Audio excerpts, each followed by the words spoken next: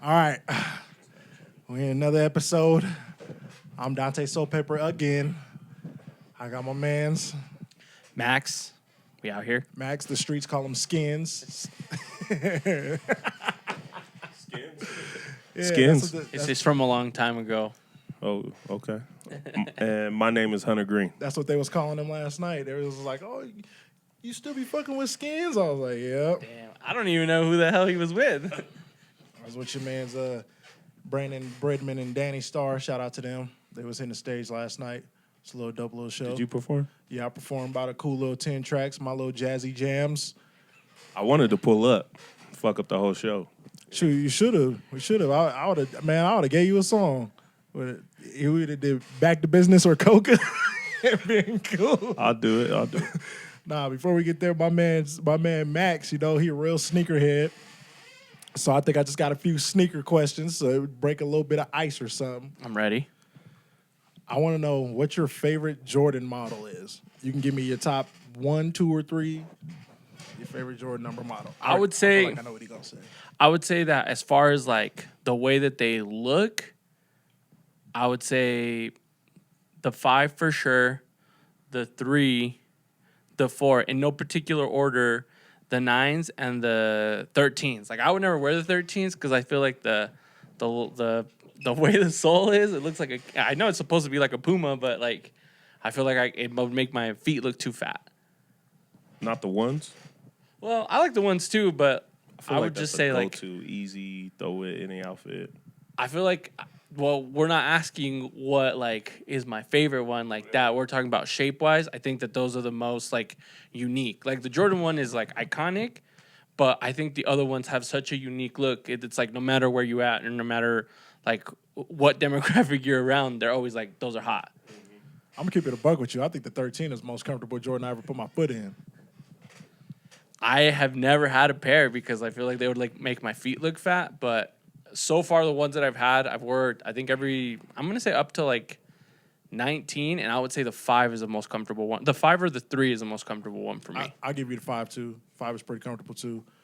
What you got? You got a take on that? What's your favorite Jordan models? Man, I stopped wearing Jordans a long time ago. You stopped wearing Jordans? Man, a long I time threw all ago? my Jordans out in like 2010.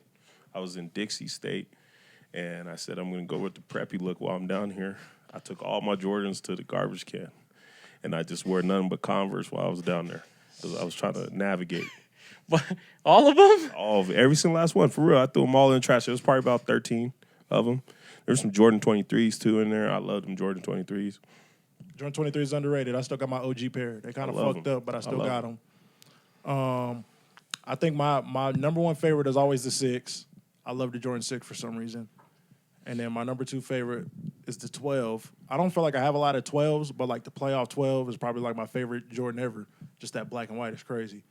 And then I like the 1, the 17, and the 2. Re-release the 17, man. Stop playing with me. With the suitcase. I need them bad before I do something stupid. Pay $1,000 for a pair that nobody wore. They need to put the card back in them too when you buy a retro. You remember they used to come with the little card in that little cool boxes? Yeah, I bought some 8s off a sneaker group, and in the box, it still had that card in there. And I was like, damn, I ain't seen one of these in so long. Both my pair of 8s got that in there. I want a underrated Jordan model too, though. Like, which one do you think is like underrated? That should get more. Colorway or like just any of them, like any shoe? You could do either way. You could do a number and a colorway. Just because I recently got into them myself, I'm going to say... Actually, you know what? 17 is pretty underrated. That's the one that had the patch over, right? Yeah. Is that the one with, and it had the number, the 23 at the top? Yeah, and it's those are pretty fire. Yeah, man. And it came in a suitcase. Re-release it, please. Yeah.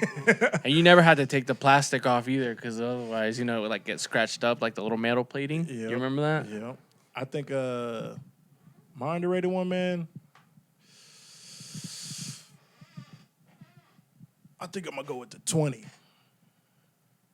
And the 14 kind of underrated too, but the 14 he look a little funny, but like certain colorways of the 14, he's dope. But the 20, I love the 20. I'll wear any pair of 20. That ankle strap is ridiculous, but like the shoe's pretty dope. The ankle strap is extremely ridiculous. Well, I guess I done already gave it away. The other question was what Jordan needs to be retroed. Obviously, the 17. I don't know what we're waiting on. And I think, oh, no, never mind. Some 19s just came out not too long ago. I just was broke and didn't buy them. But please, man, 17. I want it bad. And then the last question, I'm being dead. You laughing, man. I'm being for You real. didn't even ask him. He's going to send it to email to him. Nah, he ain't asked me. He know.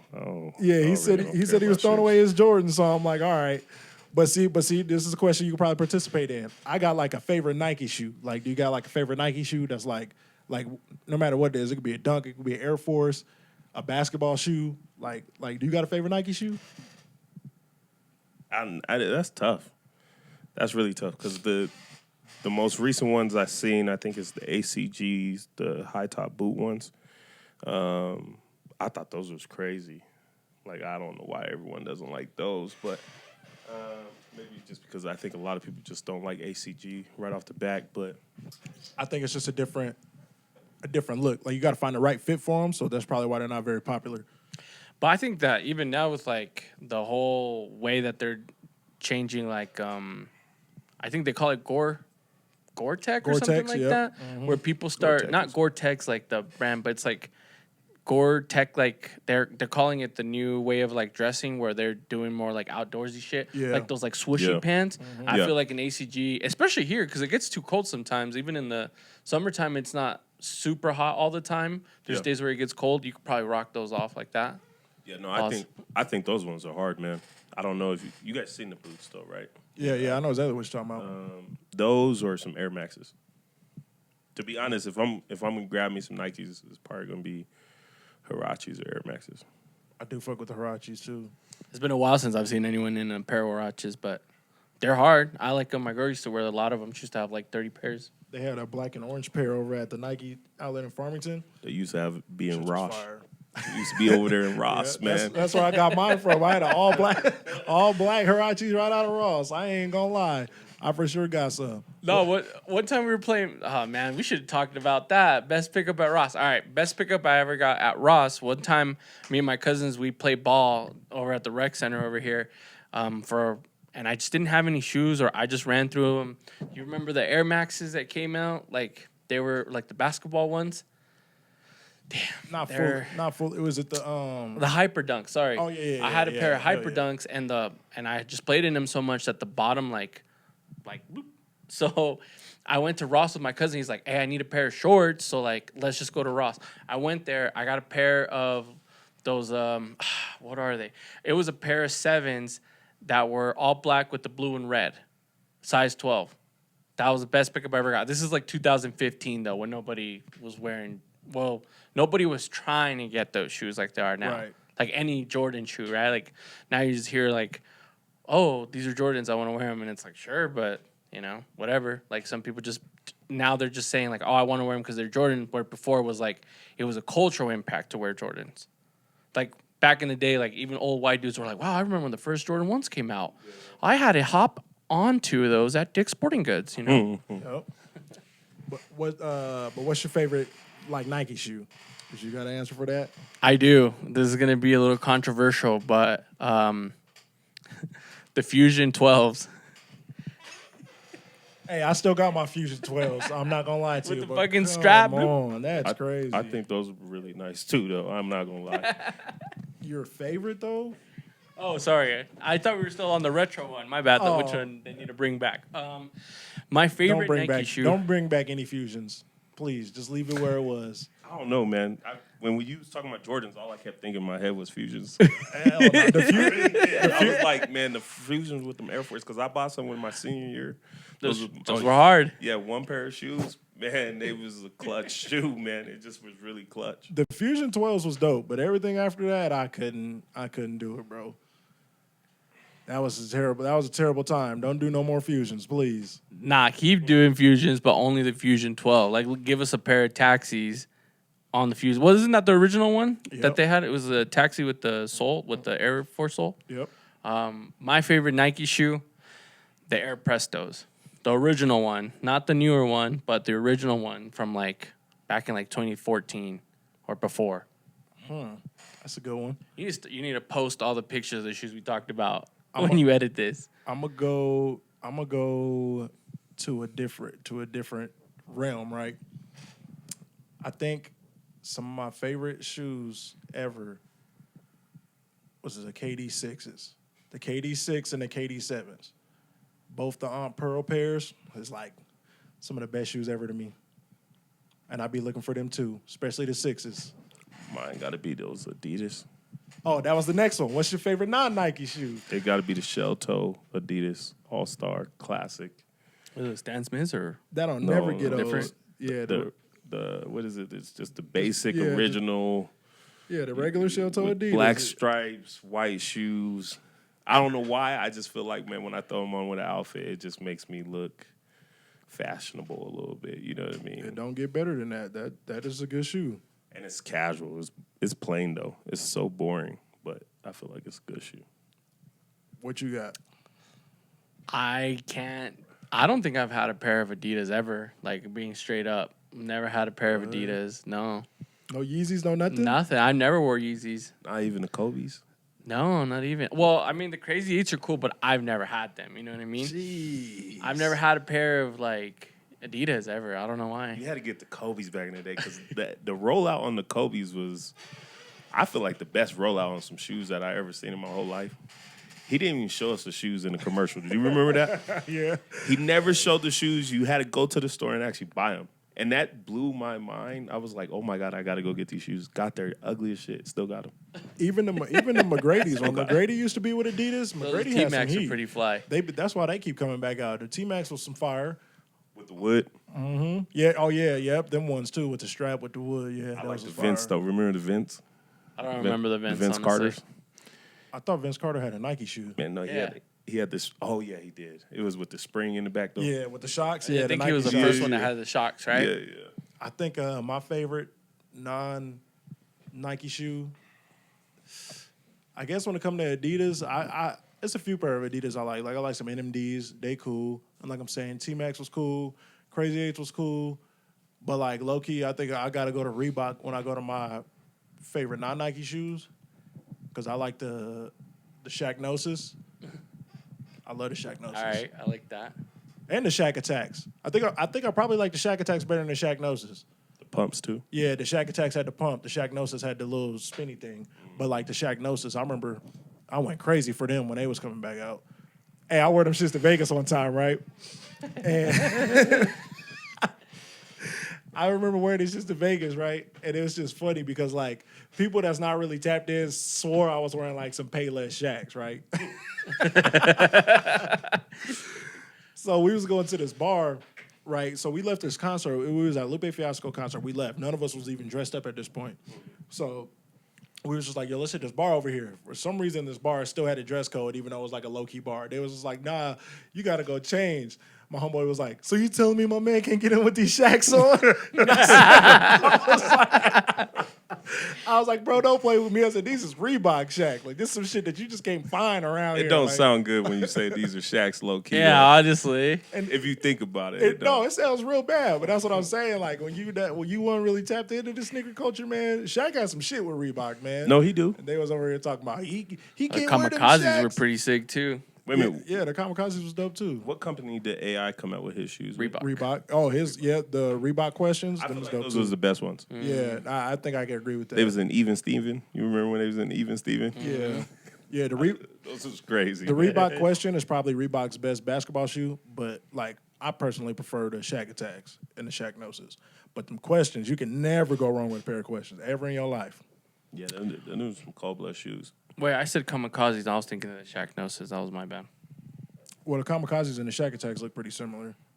So That's the one I was talking about. I'm trying to think what's another good brand of shoes. I mean, the coolest pair of shoes that I remember having that weren't actually, you know what? I did have some shell toe Adidas, and it was in 8th grade, and I remember it now. Just all fucking. I went down this like weird spiral, like in That's So Raven, where he came back out. But all right, I remember this. This is how crazy the prices of shoes have gone. When I was 15, my mom took me to 15 or 14. My mom took me to the fucking Newgate Mall, and we went to the Newgate Mall, and I was like, I can't remember what shoes had just came out at that time. I even want to say it was some LeBrons that I wanted to get. And I went to Foot Locker. I went with my mom. My mom's Mexican, so she doesn't believe in bullshit. She was just like, you're going to get the best fucking deal. So they had this like deal where it was like, you get 2 pairs of shoes for like $65. Unheard of. So I got those fucking sick ass K Swisses that you can change the color. That's the coolest shoe I remember. I forgot about those. That shit was the hard. tongue flips. Yeah, that would do. Yeah, I forgot about those. I had those and the shell toes, and I was like, man, I'm about to kill them in the morning, Did you guys have some fat farms though? No. Nah. You didn't have no fat farms? No. Man, y'all wasn't connected then. No, You wasn't connected, man. I couldn't do it, bro. Because they had the bear farms at Gen X. The what? The bear farms. They had the bear farms at Gen X. I remember someone walked in with that B on there, and I said, man, those ain't fat farms, baby. What are you doing? What is that? Or what about the Dada with the spinner on it? Oh, yeah. That was what I was about to go to next. I had an East Bay Customs. For real? Yeah, oh, hell yeah. It was my shit. I used to wear a lot of shoes. It's just my feet got too big. I never had the spinner Dadas. I ain't gonna lie, because I remember I was young when they came out, and they didn't make them in my size. I was young. Sweat, baby. Yeah, and all my older cousins had them. And then as soon as I got old enough to fit them, I used to be just putting them in. I'd be like, yeah, man, I can wear these now. Yeah, so I never had my own pair, though. You know what? Try to find some. What would happen was Devin would collect shoes. He would find all this crazy shit. He'll show me one little thing. I'll go buy like 10 of them. That's how like Hirachis. He showed me Hirachis. I went in and just bought like 10. He stopped wearing Hirachis. He started wearing Converse. I went and bought like 10 every time. But he was always putting me up on game like, man, these shoes is out. These he had that East Bay book going crazy. He was like, Baby D. Bape. When she's talking about how they got Hosts got a new snack coming out. About all the bootleg snacks before they even hit the streets. Bape was cool too, man. But shout out to Bape. They still be doing their thing. Bape's all right. I like the Bapestas, but it's really hard to get them. And I'm like 50-50 on just getting them, but I don't know. Because like I heard they bootleg them a lot. And it's like, I don't even know if anybody knows enough as StockX to know if they're legit or not. You know what I mean? Say just buy the fake ones, man. I don't believe in buying real shoes no more. I might as well at this point, honestly. I'm getting to the point where I can't even get a shoe anymore. Yeah. Getting sick of this shit. I haven't found it in me yet, but just know if y'all see me in a pair of Nike Yeezys, they fake.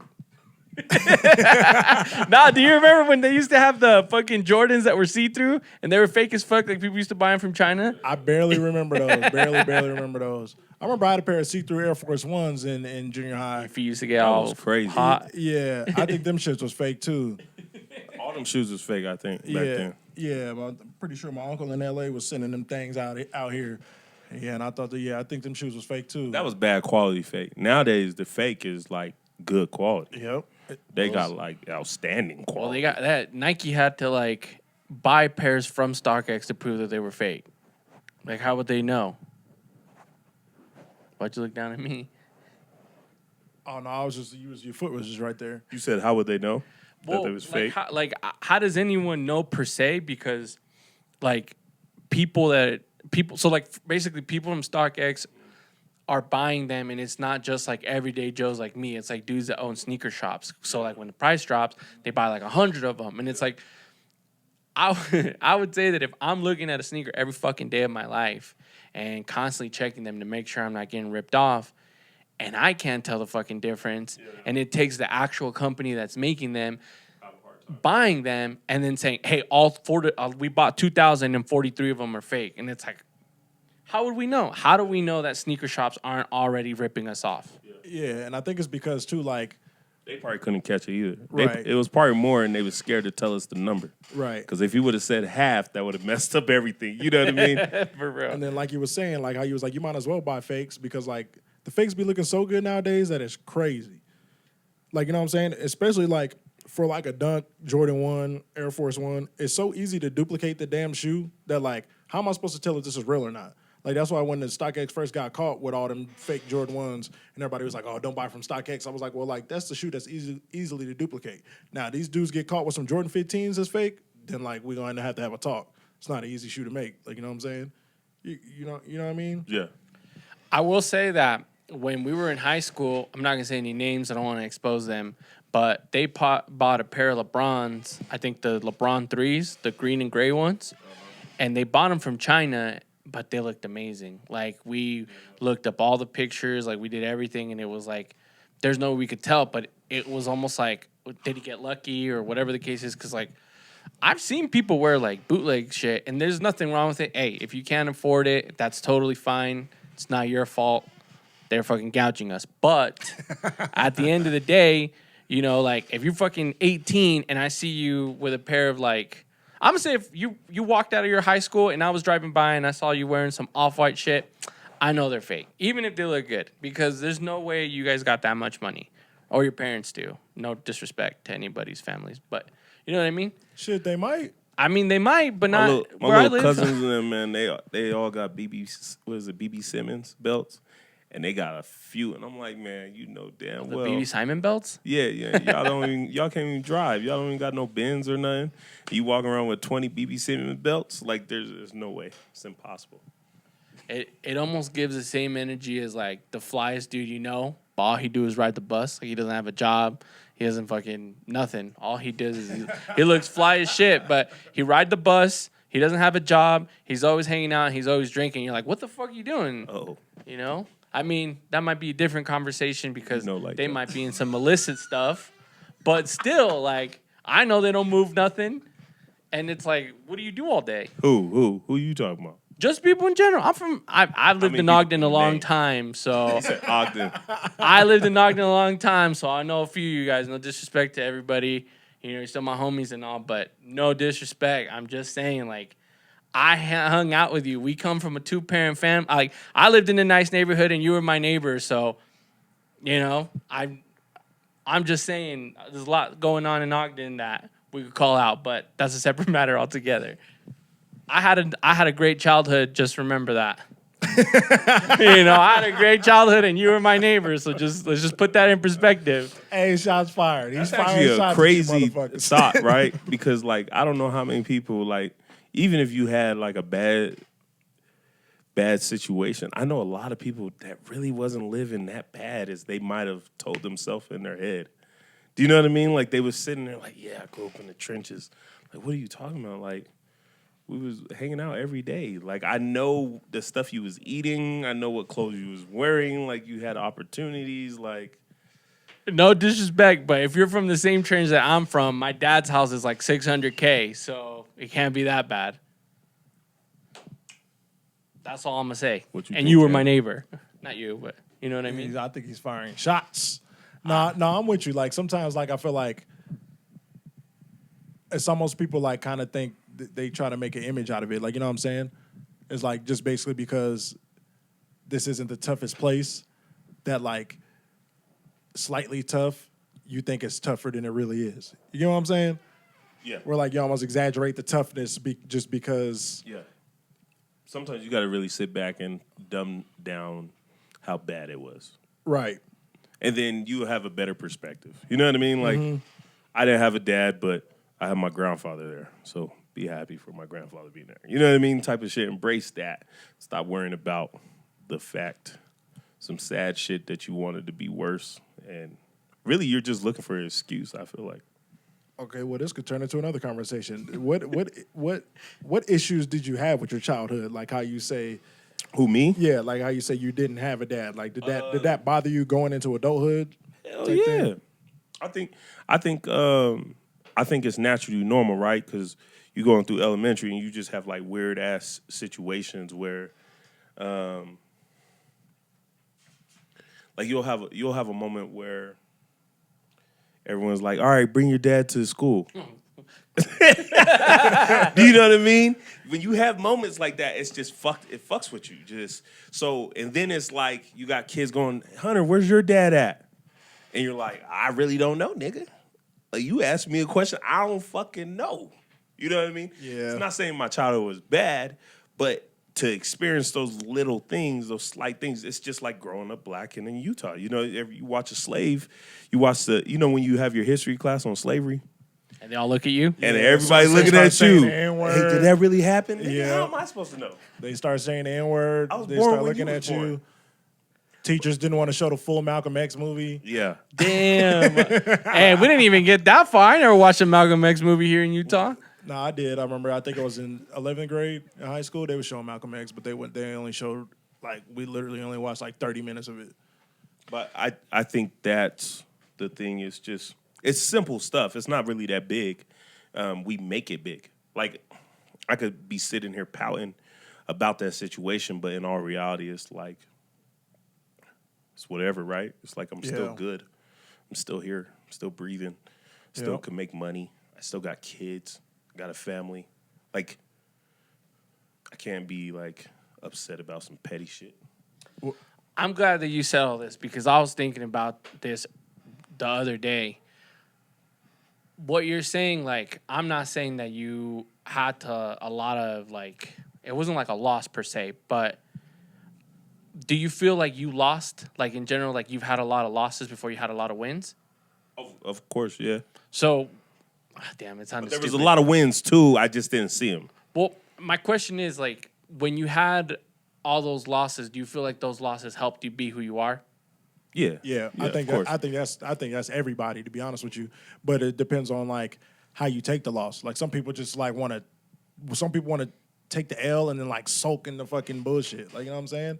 Like some people don't have a bounce back. Well, I was gonna say that's what I was thinking about. Like, also what comes with accountability. Like, I think it's important to lose because a lot of people have the issue with not knowing how to deal with a loss because they can't admit that they lost. And I think that it brings a lot of accountability when you can admit, like, hey, I'm losing right now. I lost. I'm losing. And it's like, what did I do? Or is there something that would have been different? Or am I just losing right now because I'm losing? A lot of people don't want to accept the fact that they had to take the loss. And because of that lack of accountability, I feel like sometimes those are the people that have a hard time accepting reality. Because I think part of growing up for me is like, you have to accept your shortcomings and you have to be accountable for the losses that you took. Because at the end of the day, you can't just be like, oh, all these wins, I took all these wins. But when it comes down to the losses, like, oh, I won because I'm great, but I lost because of something else. I lost because of this and that. And I think that part of growing up is like also being accountable. I think it's important for people to lose. And I think it's important that people realize that accountability is a big factor in like growing. And on top of that, if you can keep your composure when you lost, like you're just gonna fucking rein it in when you're winning. Big facts. So do you have like in hindsight, did you have like issues in your childhood like that you like, you know what I'm saying? Like how he was talking about him not having a dad bothering him. Like was there something that bothered you going into adulthood?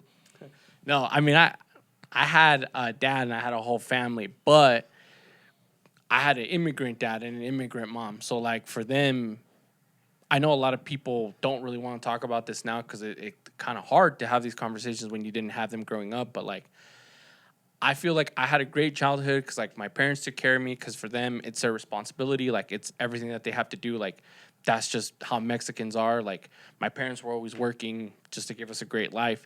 But I feel like when I think about it in hindsight, I didn't have a bad life, but sometimes I'm like, oh, I had like friends that like their parents would like validate their emotions or how they felt. Like for me, it was just kind of like, I think in life, sometimes I tell Cam this too. Sometimes with my parents, it was like they would give me the test first and then be upset that I didn't study, but they didn't give me the opportunity to study. They didn't give me the way to see it. Like I'm almost set up to fail in that sense because I don't have the background, right? Like my parents never like took it serious. Like if I like complained or if I was upset, like, oh yeah, well, you know, I've been living here. I moved here when I was this age and I've dealt with racism and I've dealt with this and I dealt with that. And it's like, your life can't be that hard. So I feel like as a young person, I felt like, well, my parents didn't necessarily validate me enough or not validate me, validate my emotions or what I was feeling or I was going through. Cause like, unfortunately, I was also going through some of that similar shit. Like, I'm like at a 50-50 rate that I'll get hate crimed every now and then. So it's like, I deal with that. I dealt with racist teachers. I dealt with, like, the police jamming me up all the time. Like, I've dealt with shit like that, just like my parents did. But, like, for them, it was just kind of like, you got to pay your dues. that's how it is in America. Like, America's shit in that sense. So you work hard, you go to work, you go home, you go to sleep, you do it again, you take care of your family. And so for them, when I was complaining, for them it felt like you're ungrateful. So I think for me it was more like that. You know? Oh, and I'm diabetic. So when I was like 9, so I've been diabetic my whole life. So that was probably the second hardest thing, I would say. Yeah. I think my only issue was because I feel like my childhood was good, and like, I'm with you, it was some racist shit going on, but like, I don't know, I feel like early my parents taught me about shit like that, but I think my only issue was I feel like the way my parents spent money. Like, in my head, I'm like, well, all these shoes and cars that we had, I ain't had no backyard growing up. Why the fuck we living in these apartments and townhouses when motherfuckers got brand new vehicles with 22-inch rims on it? That's the easiest way to transfer some wealth over to the next, is real estate. Yeah, that's what I'm saying. So like I don't know. That shit like as an adult, that shit like frustrated me for like fucking years. So, but I don't know. It is what it is at this point. I think that goes back. But no, it really is. Especially once you get to 30. Well, I don't care. No matter what, it's always your fault, right? If you don't have stuff, but it is frustrating to be in this society where some families are making sure their kids are okay, and then other families are just kind of. It's not that they're making sure their kids are okay, but they're just maybe they don't have the information. Yeah, and that's what I was about to say. I think the problem with like us as like minority people in America is that like how am I trying to say this? That like I feel like to a certain point they expect you can't get rich from your parents until they die. Yeah, that's what the problem in our groups of people are. Like, they'd be like, "Oh, I got this life insurance. Okay, cool. So I'm supposed to wait till you die." That just sounds crazy. No, it does sound crazy.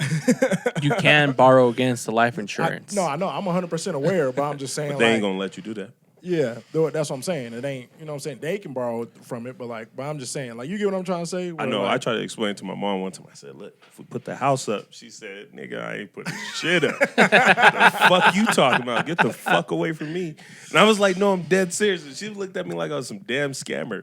But I was like, like the reason where I got it from is because I'm hearing all my white friends when they do business. That's how they do business. Mm-hmm. They go to mom and daddy and they put the house up. You know what I mean? So I'm thinking in my head, like, "Hey, let's put this house up." She like, "Nigga, I worked way too hard to get this house for you to put it up on a dream." I will say this, and this is like a whole other conversation.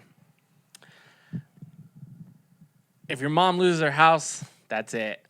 She's fucking done. She loses her house. But I'm just using a filler name, right? But like, let's say your homie Bradley, his parents got 2 houses. Yeah. They put one up. Oh, Bradley's going to get it done. He went to Weaver State. He went to a business school. Yeah. He took a seminar. He's good.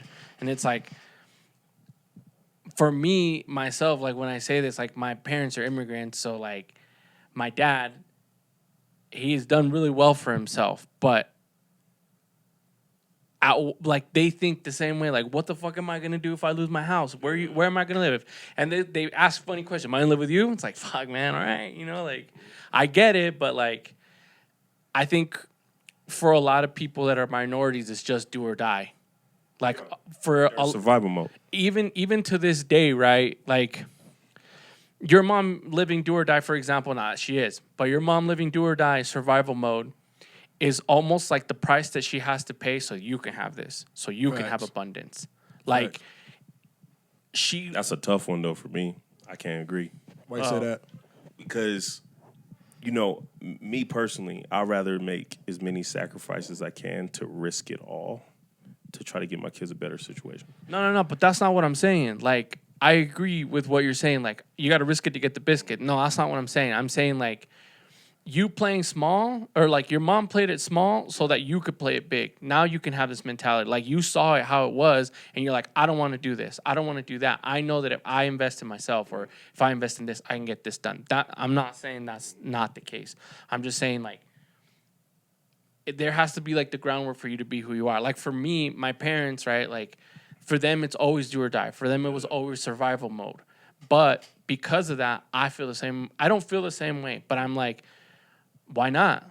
why can't we take a little bit of that risk? Like, what do we have to lose if there's nothing to lose already? Like, I'm not saying we're going to lose the house, but like, I'm just, I'm trying to sit there and tell my parents I'm built different. I'm not going to lose the house. But like, it's almost like I had the audacity to do that because they came from that. And they taught me, you can have abundance. You can have it. But not me right now because I got to play it like this. Does that make sense? Or maybe I... No, I get where you're coming from. But I don't know, man. I'm kind of on the fence because I know that's a tough one. Because I feel like now that I actually have some property, it make me feel like I can actually start my life and risk shit. Because like if shit falls, then like I'd just be like, oh fuck it, nigga, I got this home. I guess I'm going back home. Yeah. Like and I think that's the problem with like I get it, like risk it all or whatever, but like if I risk it all and then end up with for real nothing, like more nothing than I already got, then like I just kind of fuck myself at some point. So I felt like getting something to fall back on make me actually want to be able to risk it all. I don't know. It's really tough for me, maybe because I've seen money fluctuate in my family a little bit different than other families. First of all, just to give you background, no one in my family probably really works for someone else. We're not really used to that. That's just not normal. I don't even preach that to my kids. It's not even a concept that we'll probably really even take. Like, you'll have a job on the side, but most of the time you're going to try to figure out some kind of way to create your own business. So, like, within my family, I know my mom, she's a twin. My grandfather went to the lot, bought them 2 brand new cars right off the lot. You know what I mean? That's the type of living they had. So I'm like, in my head, I just think everybody should be able to take risks because my grandfather didn't take some risks. He wouldn't be able to do that. And then he did that. Then my uncles and my mom, they kind of played it safe. And I felt like that's taken away from what the person did before you. You know what I mean? Like, if your family is immigrants, that's taking a risk to me, right? Jumping up and saying, hey, I'm going to go to America. It wasn't really them playing it safe. Like, to me, like, if you're going across the border to change your whole life, you're making a leap of faith. Now it's your turn to make a leap of faith. So what I'm saying is sometimes you'll come across someone and they're not making a leap of faith. They just want to, I guess, exist. They're alive, but they're not living. Yeah, they're not living. They just there. They just doing what the bare minimum, I guess, if that makes sense. I agree with you, but at the same time, I think all of that is like circumstantial. Like, you know what I'm saying? Like, I think depending on what your circumstances is, it depends on how much you can actually risk some shit. I don't know, man. Everyone great had to risk some shit, even if they didn't have no. You know, I feel like you even got more to risk if you don't have nothing to lose. Okay, I get what you're saying, but I'm gonna give you a counterpoint. The richest people that you can think of right now, they didn't do it by themselves. They didn't risk anything. 100%. Like it wasn't like the situation that we're kind of describing. It was literally like, okay, Amazon, biggest company in the world, right? What did they do? Well, his parents gave him $250,000. My dad can't give me $250,000. I mean, maybe I don't know, right? But like, they could. I couldn't just go up to my dad and come to be like, "Hey, let me get a cool 250."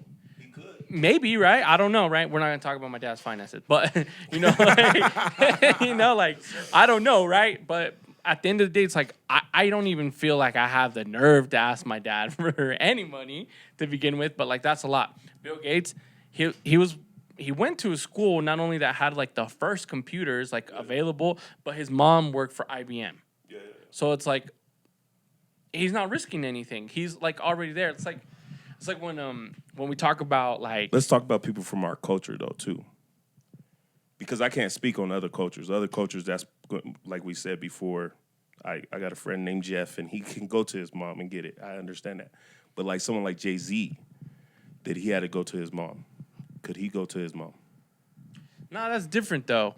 Because like, I would say that if you got a skill like that, and let's be honest, if you sell a little something on the side, that is also profitable. Risk. It is a risk. He had to take a risk to do it. Yeah, that 100%. And even then, like how they talk about how he went to all the record labels and they all told him he was trash. Yeah. So he basically, Jay-Z was, as we know it, the first independent artist. Like, you know what I'm saying? Yeah. So that's actually a risk as well. But he probably had worse odds than us.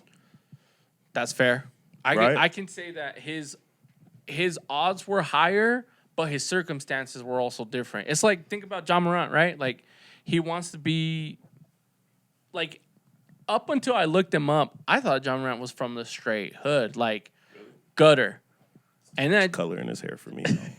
but then I looked him up, turns out 2-parent household, very nice neighborhood in Memphis. So it's like, I'm not saying that my odds are better of making the NBA than Jaws were, for example, because my parents weren't as well off as his. But at the same time, it's like, although we are talking about chances, we also need to talk about circumstances. So it's probably easier for someone like John Morant to get into the NBA than it would be for someone like me that just played regular ball, recreation ball, and then played in high school or whatever. And like, those are different circumstances, even though the odds can be different. I don't know if that made sense. I agree with you, but that's why from the very beginning I was like, I feel like a lot of that is circumstantial. Like you say, you basically made the point that I was trying to make earlier. The only reason why I don't agree is just because I feel like most people don't try. It's like 80% of people are not even trying, and then they say that it's a situation or a circumstance. Like the reason why I brought up Jay-Z compared to like Jeff Bezos is that is a scenario from every scenario. Like in between those two, you can have any kind of scenario, and they're all probably still going to be in that 1%er lifestyle. But like us down here, like when's the last time that you actually took time out to master something? Anything. Like truly sit there for 10 hours out of your day and just sacrifice not making a paycheck and working for someone and say, I'm going to master this. But if we're not doing those type of things to try to master something, because really that's why LeBron is who he is, that's why Kobe was who he was and Jordan who was, because they sacrificed time that they could have been hanging out with people. They sacrificed time that they could have been making money to just sit there and master something. And we don't really do that nowadays. We wake up, go to our job, come home, go to bed, wake up, go to our job, come home, go to bed. And then we say it's our situation, but really we never even tried. I still think it's circumstantial. Like, don't get me wrong. Like, everything that my parents have done was amazing, but they got really, really lucky. My parents, honestly, hardworking people, very hardworking, very much a part of our culture. But at the same time, it's like, I think that we don't want to admit that we get a lot of breaks sometimes. Even if our circumstances aren't 100%, we do get breaks. Like, I'm going to be real. The first semester that I went to college, I didn't have any money because my dad made too much. Like, it just wasn't in the cards for me. But I'm not saying I got lucky to be Mexican. But basically being Mexican helped me get a shitload of money that wouldn't have let me. The Dreamers Act? No, that's something different. But like, it helped me like apply for scholarships, right? It helped me like, I feel like I got some of them just because I was honestly not white. And that's fair. Yep. In my opinion, I should have got more money. But, like, at the end of the day, that wouldn't have helped me be... If it wasn't for that, it wouldn't have helped me... I wouldn't be where I am right now, where I'm, like, comfortably financially and I'm living a good life and just bullshitting all day, honestly. Working from home. Don't tell anyone where I work. But just fucking around all day, really. Like, that's what I do. Like, a lot of... It's like you said, right? Some people don't want to work for other people, and I feel like that's completely fair, and I like that, and I dig that. But at the end of the day, like, I'm gonna keep it real. I would rather work for someone else making what I make, because there's a lot of shit that you don't have to worry about. Like, I know that when I get off of work, that's it. They can kiss my ass. Whatever they want me to do, fuck off. I'm off. Yeah. But someone like you may not have that. Like, for example, and I speak this from like, you know, people that I know that own businesses and like family members. It's like, if a pipe bursts right now, you gotta worry about that shit until it's fixed. You can't even operate sometimes if that pipe's burst. So it's like, when shit like that happens, like you're on 24/7. And I feel like for me, the end goal for me, and I know it's gonna sound lazy, and I respect everything you do, and people that like people that work and have their own businesses, I respect that. I've seen it. I've seen what can come of it. But I'm gonna keep it real. I don't dream of working. I don't dream of constantly being 24/7 up on it. Because like, at the end of the day, like, I pay my taxes. I do whatever the fuck. But like, let me give you an example. I've been diabetic for I don't even know how many years, almost like 20 plus years. Yeah.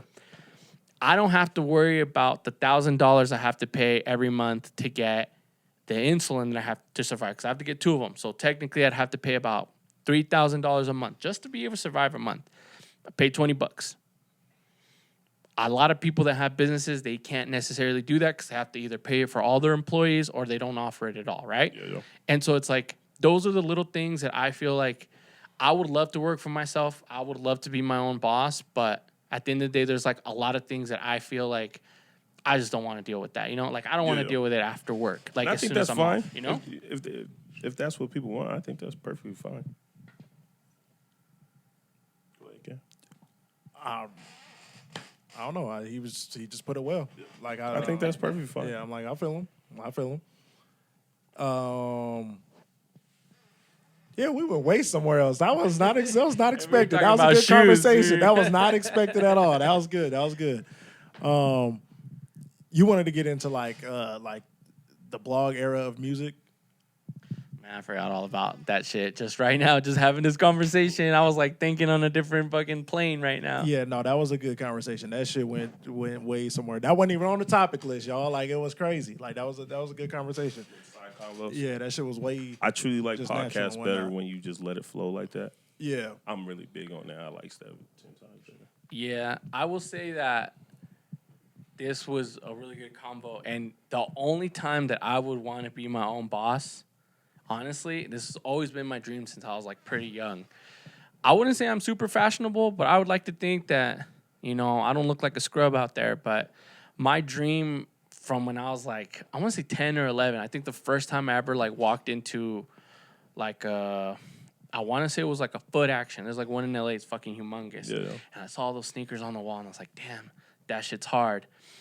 The one thing that I will say that the new wave of sneaker culture ruined for me is one day owning my own like sneaker store, right? Yeah. Where I could sell like Babe, where I could sell like Billionaire Boys and then make my own shirts. But it's like, hey, we got some Ken Griffey's in the back. You want them? Okay, what size? We got this, we got that. I feel like that ruined it for me. But that's the one thing that I would say I would risk the biscuit for. Yeah. You know what I mean? Or I would risk it to get the biscuit.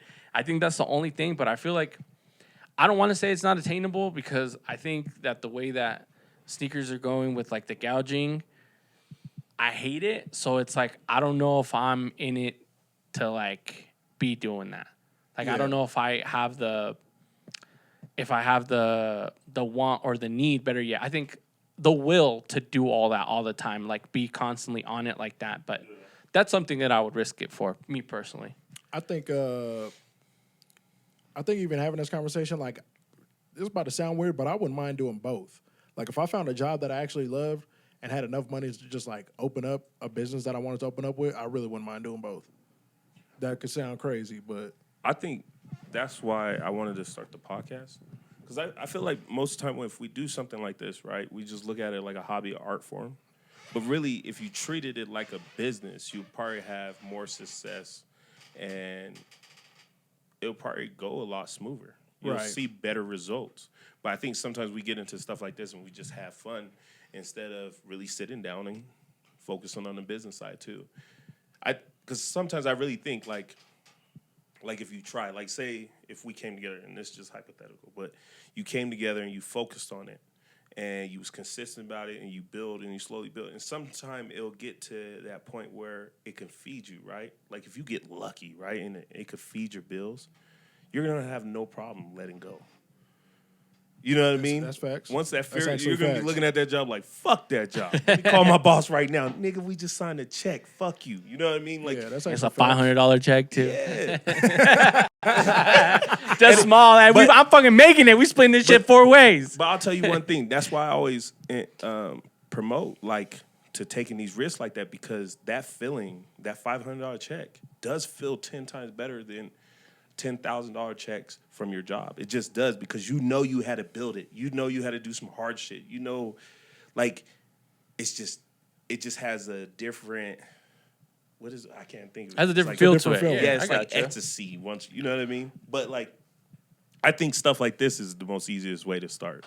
You know, you get something, it's real easy. You can be consistent. You work on it until you get better and learn how to market it, and then go from there. This is the shit that I always tell Cam about. He's like, "Oh, I need to get this done." We'll watch a YouTube video. We'll figure it out. Like, we'll do this. We'll do that. Like, every time he's like, "Oh, I got this little issue. I don't know how to fix an iPhone, bro, but I'll fucking watch a video on how to do it right now." Yep. And it's like, I don't know if it's just like the Mexican in me, but I'm just like, we'll figure it out. Like, it's not, no, we'll figure it out. And I always tell him, like, hey, whatever we need to do, like, you need me to shoot a video, you want me to try and edit it, like, we got this. Like, I think sometimes it's very interesting to think like that because it's like, at the end of the day, it's like, if it's not there for us, why don't we build it? Why don't we create it, right? Like, resale shops didn't happen overnight. They happened because it was just like, these were stores that were there, and they were like, okay, why do you want to pay me $500 for these dunks? I can't get them anywhere else. Okay, so it's like, there we go. Now you got $500 dunks everywhere. So it's like, supply and demand. It's a lot of it is like also learning what to do, right? Like, you got people that backdoor. Like, backdooring is fucked up for like shoes, but at the end of the day, it's like, if Cam backdoors, and I've done this myself.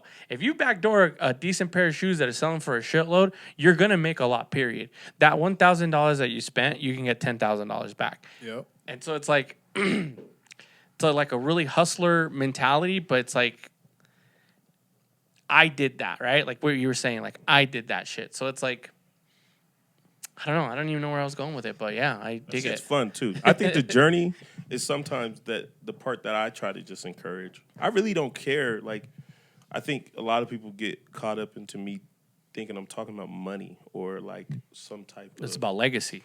Not even that, man. It's about the journey. Like, it's fun to go on a hike. Yeah. Do you know what I mean? And every step is going to be different. You're going to look over, you might see an animal off in the mist. A snake might go across the trail. You might even fall, get a couple scratches that you could look back and say, hey, I was on that. You know what I mean? But that journey is like, it's just so incredible. Like you said, like when you're moving, and I was watching someone when they sell sneakers, and it was just like them negotiating. And then if they get a good deal, they just got happy to get a good deal. You know what I mean? Just little stuff, little wins. But no, I think it's all fun, man. It's all a lesson, and you learn more about yourself. It's crazy. We talked about this one time when we had those crazy ass lives that Cam would have, where I was telling everybody, like, not to sound stupid, and like I know that it sounds dumb, but when Jay-Z was like, truth be told, I had more fun when I was piss poor. I'm pissed off. Yep. And I was telling them, like, to be honest with you, when I was fucking broke, like I just barely had 2 pennies to rub together, I felt like I was having a fucking blast. I got $200, $300, $400, $100, like where I was just coming up, period. I felt like those times not made me the happiest, but I felt like they were, for me, they were more enjoyable. And that's the only thing I can think of to like compare to like what you're saying. Like, obviously not being broke, but I would rather not be broke, but I feel like I had more fun where everything was a luxury to me. Like, oh, I just bought a pair of shoes. Oh, I just bought, I just had dinner and I spent $60. Like, it was gonna sound ridiculous, but I used to be like, all right, I'm gonna go to Cracker Barrel, but like, that means I'm not gonna go out this weekend. Just like stupid shit like that. And it was like, for me, it felt like it meant more. And I think I think sometimes that's kind of what it feels like we could be chasing, and that's why sometimes we don't feel as accomplished at times, like when you're finally there. Yeah. Right. And it's funny because me and Antoine was actually having this conversation last week. We was just going out in Salt Lake, and we went to Mr. Fry's, and then we took the freeway back, and then we started talking about when we was in college, and I was right by the exit of Salt Lake Community College that we used to go to. We was fucking driving around there reminiscing about how we both would just like not sleep because we had to hit the train at like 5 a.m, or like how we would be scraping up change and be like, all right, you got lunch this week, I got it next week. But like we made it like it was the funnest time like ever. Like, and we had like struggling 19, 20-year-olds, and we just made it like it was the funnest time ever. So like even like you look back on it 10 years later, like once you got out of that, you was like, damn, like that shit was fun. Yeah. So like I kind of feel what you're saying. Like, I mean, I don't think I had more fun when I was piss poor, but like it's well, it sounds like it. No, it's a mind state about it. Like, you know what I'm saying? No, me Me and my wife's best relationship was during the time of struggles. You know what I mean? Like now that we're like actually focused on life, it's really kind of boring, to be honest, you know, because you're locked in. And there's certain things you don't even want to do. You know, you're like, nah, I can't do that because I got to wake up tomorrow. So everything is kind of just boring just in general, for sure. Yeah, but that was it was I think that's what you mean by enjoying the journey, though. Like, you know what I'm saying? I think that's what you mean. Is that like just when you look back on it, like after it's over, you're just like, damn. Because I always tell people it's tough for me to talk about shit in life until it's actually over. And then once it's over, I just be like, damn, like that shit was cool, or nah, that wasn't it, man. But either way, like the journey is the best part. Yeah, man. I remember we was in college and my friend, he was down there, but I stayed in the dorms. Uh-huh. I had some extra money for FAFSA.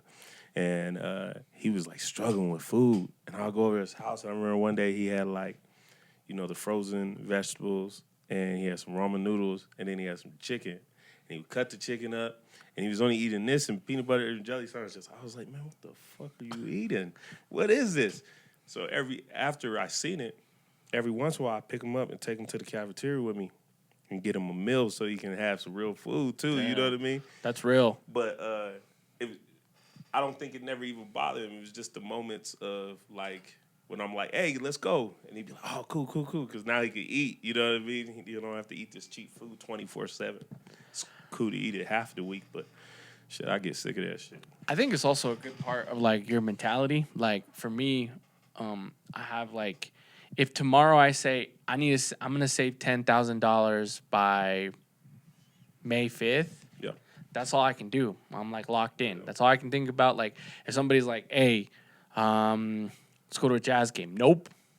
Can't go out. I'm not spending any money until I'm hit my halfway point. And once I hit my halfway point, I'm like, oh, okay, maybe I can spend a little more because I'm on track. But if I feel like I'm not on track, or if I'm not feeling like I can do it or it's attainable, then I'm just like, no.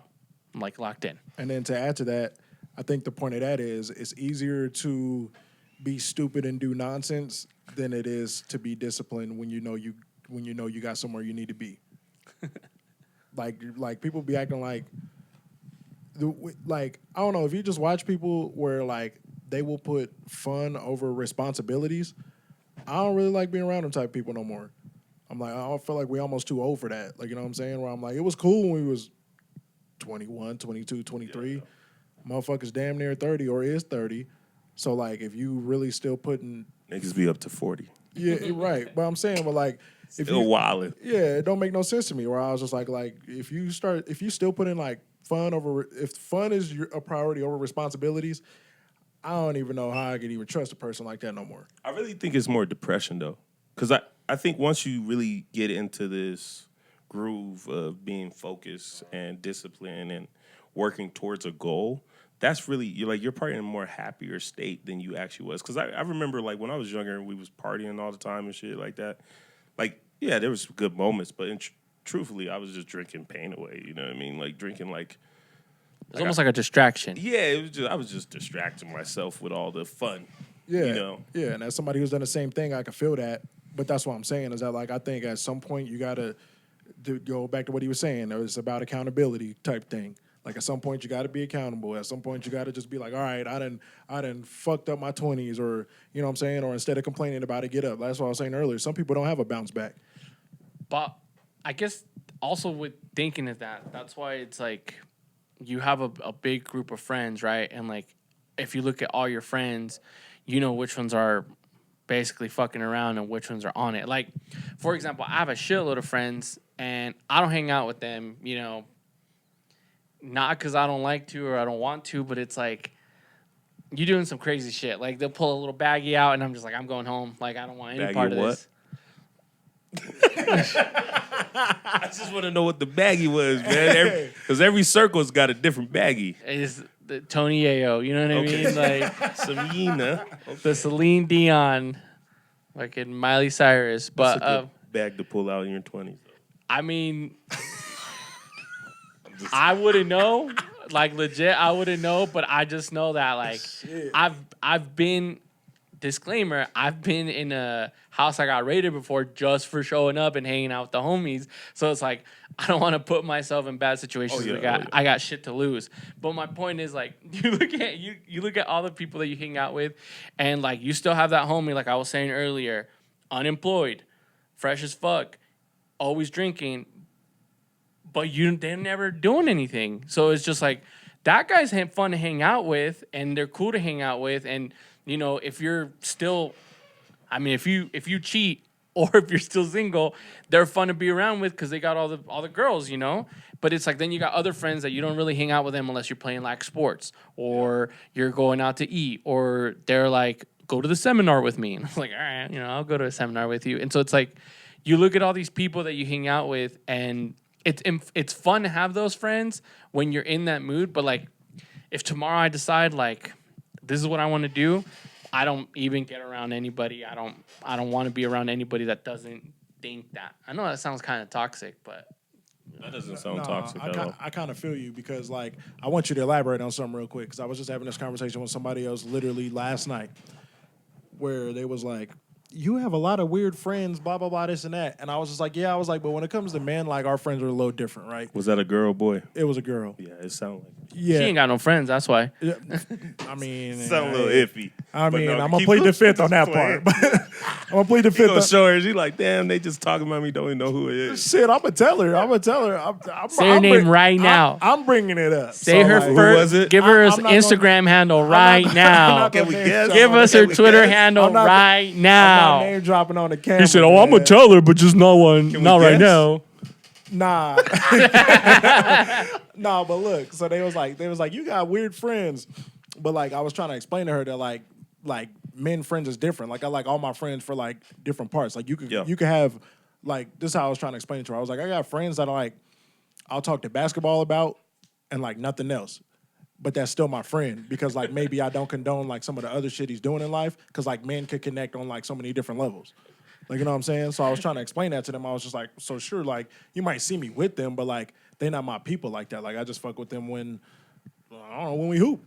That's about it. Women only connect to men. I mean, connect to other women because of, like, they validate them. I feel like they don't have a relationship past that.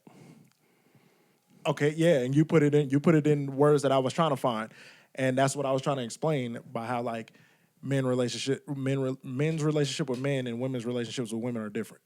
Because like, you're right, like women like to be around other women that will like validate them or condone toxic. the fucking bullshit that they be doing. Shit. But like, it's like how we always talk about. I'm like, me and you can get into it behind closed doors and nobody ever know, because we're gonna go out and be like, we're gonna go out and act like we was cool, and then continue the conversation in the car or some shit. Like, you know what I mean? And like, women don't understand that. That's a great point, because I've had those conversations like with my girl too, about like where I'm just like, I'm not gonna say anything, not because I'm a bitch or because I'm scared to say it, but it's like, he doesn't want to listen. Like, he's not gonna listen, and I'm gonna tell him, look, you're not gonna listen, I'm not even gonna bother. And they're gonna say, okay, you're right, because I don't want to listen. And it's like, that's just how men relationships are. It's like, and then a lot of men either decide, this is too much for me, or I'll let it slide, right? And like, I think that's why a lot of people don't, well, not a lot of people, but I think some women can't understand that. That's why men's relationships either fizzle out so fast or they gain really fast. Like, there's a dude that lives in my building. I don't know shit about him. I just know that he's Mexican. He lives in my building. He drives a Honda Civic. And he works at, I'm not going to say where he works at, but I see him where he works at. He's a manager there. But it's like, she's like, oh, how do you know that guy? I'm like, I don't. He's the homie. Like, I see him where he works at. He sees me in the elevator. He says, what's up? And that's it. Like, if we really wanted to be friends, we would hang out one day and that's it. Yeah. Right. And like, even to add to that, it was just like Friday, I went to this bar. I ain't never been in this bar before. And I recognized the bartender, and I don't even know where I know this dude from. And like, we just started talking, because like, we recognize each other. Yeah. And then he was just like, oh, what you want to drink? I say, yeah, let me get Pacifico back there. And he was like, all right, cool. Pacifico. That shit's hard. Gave me the Pacifico and was just like, oh, you're good, man. Your first drink is on me. And I'm like, all right, cool. Appreciate you. But like, the same thing. Like, you know what I'm saying? Is that like, just because we seen each other somewhere, and he probably was just like, oh, no, I fuck with him, because last time I seen him, ABC happened. Knowing I probably don't even remember what the fuck happened, but I just recognized his face. That's true. A lot of times people was just like, I think that, and you see this a lot when you see like two girls, they'll just kind of like side eye each other sometimes, and you're just like, I don't know what for, but like, I think with men, a lot of it. I'm not saying all men are seeking. Like we could say that women sometimes just seek validation from other people in general, but I think that with men, a lot of them just want to be respected. And so when another man is like respectful towards you, you kind of just see it as like, oh, okay, cool. Like he's cool. Like I always tell Cam shit. Like I'm always like, oh, I didn't say anything to you because you never want to go anywhere. And he's like, facts. And it's like, and I feel like Cam respects me because he never really propositions anything. He's like, you want to do this? And I'm like, no, not really. And he's like, all right, cool. I'll catch you later, or I'll catch you next time I go over there.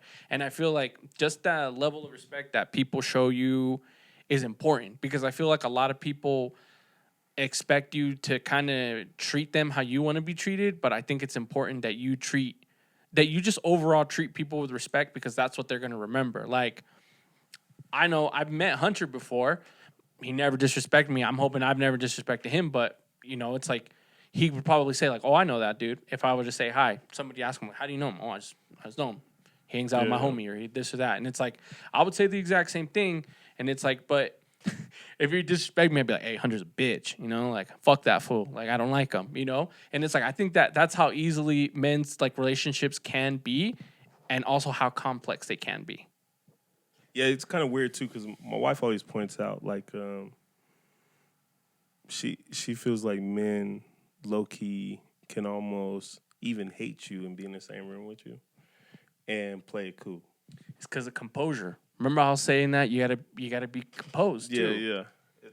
It's probably the most weirdest thing is because like you could be in a room and someone can hate you and they're gonna dap you up like they're cool. You know what I mean? Now, behind closed doors, y'all might get an argument and go left because of it, but you won't really know it coming. You won't see it. I only could say that for so far, because sometimes I feel like dudes don't really hate dudes.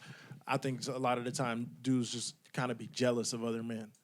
Like, you know what I'm saying? So I think that's what it means, is that like somebody could be jealous of you, be behind your back talking mad smack, but then come in the barbershop with that girl and be like, oh, that's Hunter, shake your hand type thing. Yeah. Like, I don't think it's like a dislike more than it is like a jealousy. You feel me? Because I feel like if dudes really don't dislike dudes, I'm not going to be in the same room with no man I dislike. I promise you that. But you different. Nah, but I was going to say that. Because you're a different type of person. Every time I've been in a place, like, all right, if I'm in a room already and somebody comes in that I don't like, I'm just not going to interact with them. I don't fuck with them. Yeah. That's me. But it's not like I'm going to walk in this room and then see someone I don't like and just, like, walk out. Like, that's why I always ask people, like, who's going to be there, Like, yeah.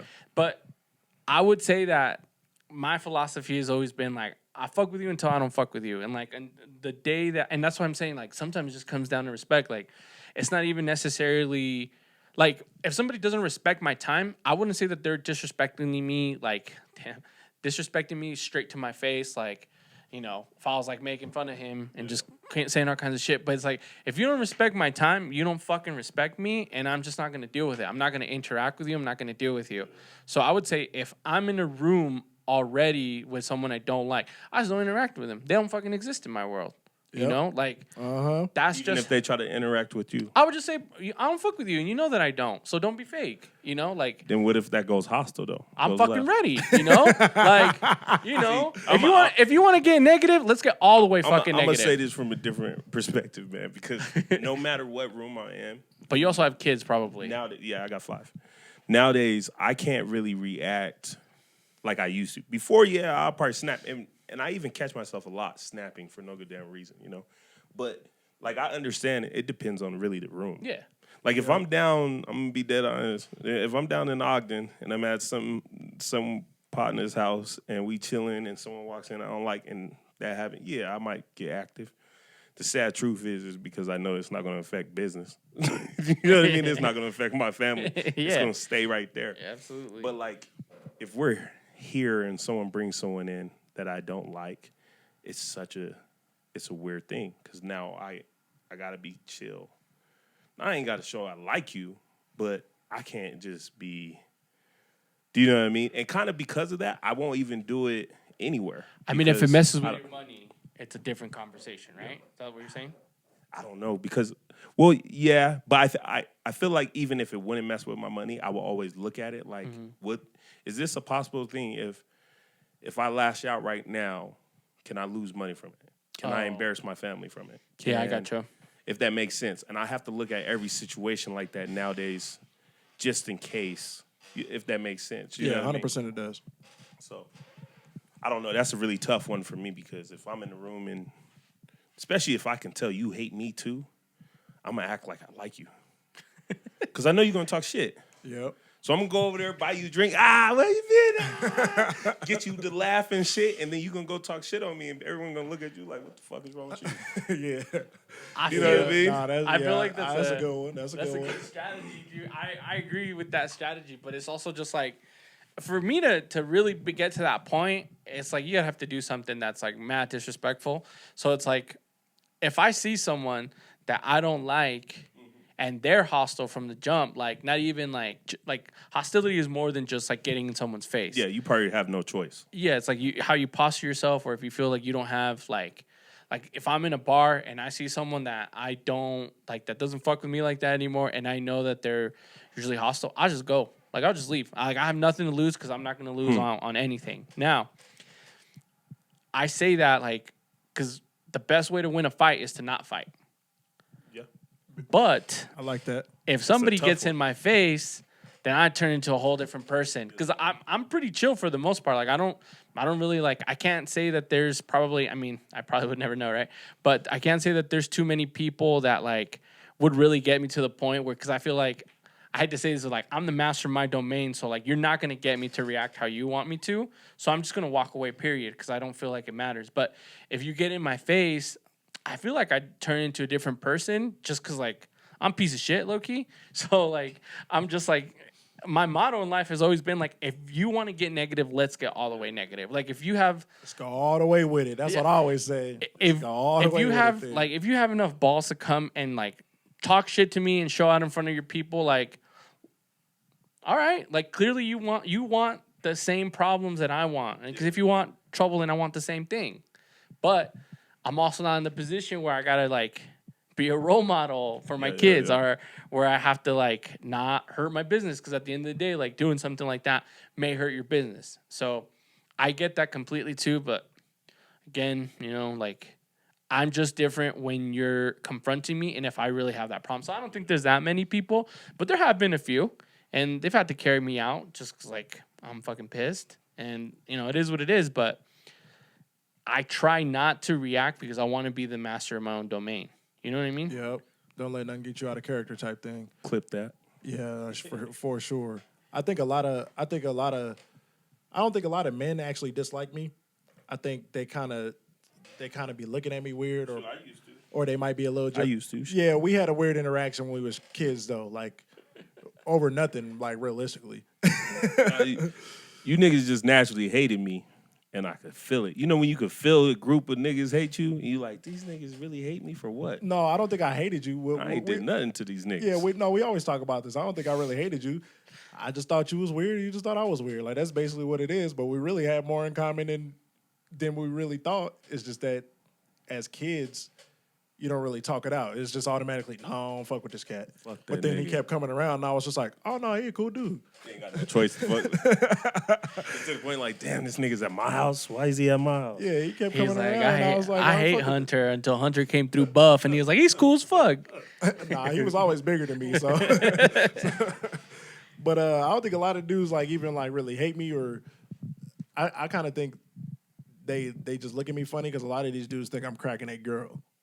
And I'm really not. Like best friends. Yeah, that's just my homegirl, man. Like, talking to her at 2:00 in the morning. Not even like that. On the phone. On the phone. FaceTiming and shit in the middle of the night. She's like, Cam, you know, what's your sign? He's like, I'm a Taurus, but what's your body count, girl? Like, I just got a bunch of homegirls. They all they mans be swearing that I be cracking. I don't. You're safe, bro. You're safe. I ain't doing nothing. It's a safe space. Not anymore, huh? I'm just kidding. Not even it's a safe space over there, bro. I promise you I'm not doing that. I mean, if you're talking until 2 a.m, that's a little sus to me. But maybe that was Cameron just a would joke. do No, Cameron will do that. It'll be FaceTiming up. Cameron's like, let's 2 go o'clock try in the on dresses morning. real quick. He'll spend the night with him and cuddle with him and not, and be We were like, just- yeah, that's just a Hey, homie. They shut her. cuddling and shit. They shut her heat off, so we had to cuddle together. Yeah, just She like only some had one weird- Pokemon blanket. Weird ass scenario. He took her out on the date. Just this a homie. I would have bought you food. Like, Yep. nah, man. Facts. Like, you can't be buying women food. Why not? Because I think if you buy food, it says, I want to provide for you. Oh man, If you buy your homie food, it's like it's just my you turn. tell him you want to kiss him, right? If you buy your homie that's food. not the same. But No, if my no. female friends is just like my male friends, it's just my turn. No, Like, It's your turn with her. Her boyfriend had her last week. No, because Nah, it's just my turn. you take it and it's like, oh yeah, I'll treat you to something. I feel like even if she says, like, she might friend zone you, but truly a woman down deep is thinking in her head, he's probably just waiting. Like, and you really might be your homie. Yeah, I feel like me and But if she give you a shot, you really gonna take it too, right? nah, I feel like me and my female friends like have like real like friend boundaries. She jump in some lingerie. They and both say, wearing Cam, the same one. They got Cam, matching I know ones. we've been kicking it. Let's go ahead and knock this out. You ain't gonna turn it down. I'm gonna tell you what I always say. I'm the king of. Oh no, I'm gonna just go home. If they in their laundry, I'm gonna go home. if they in their laundry, I'm gonna go home. man, you a single man with no kids, no responsibilities. You could just do that and then go back home. No, I'm gonna just go home. I don't I don't trust think you. I then. need to be. I don't think I need don't to- trust you. I don't think I trust you. need to be catching box from my friend. You know what I'm saying? I don't think I need to be catching box from my female friends. Because They need to be putting me on their female So friends. you gonna still be friends with her after?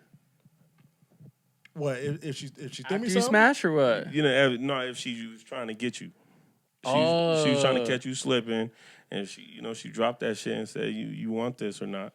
You gonna What? say, "Nah, I I gotta go home." No, dead ass. I don't know if I can look at him the same. So I don't know. So you gotta. He's like, fucking respect me. I'm going home. Right. That's what you're doing. The only reason why I say that is because, like, at the end of the day, like, yeah, she could put you in friend zone, but like, most likely either she thinks you're waiting or she's waiting. You know what I mean? Like, some part of her is not really looking at you like, oh, he just really truly wants to be my friend.